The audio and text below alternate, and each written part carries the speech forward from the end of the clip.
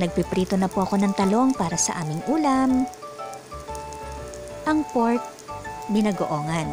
Tara, magisa na po tayo ng bawang at sibuyas. Hindi po ako naglalagay ng kamatis sa binagoongan dahil ang pansin ko po, madali siyang mapanis pag may kamatis. Pero yung iba, gusto po nila yung ginigisa rin po ito sa kamatis. Depende naman po yan sa ating panlasa.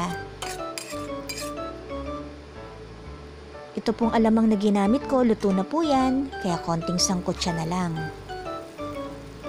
At ang ating pork, napakuluan na po yan para sa tamang lambot.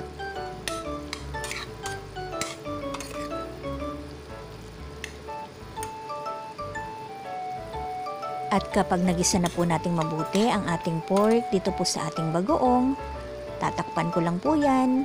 At maya-maya lalagyan ko lang ng konting tubig para sa additional na sarsa at saka ko po ilalagay yung talong sa ibabaw. Konting halo lang po dahil luto na rin naman po itong ating baboy para mas mag-mix up lang po yung lasa ng ating bagoong sa talong.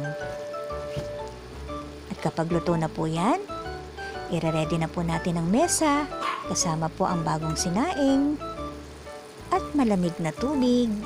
At kung gusto niyo po ng soft drinks, nasa sa inyo po yan. Tara, kain na po.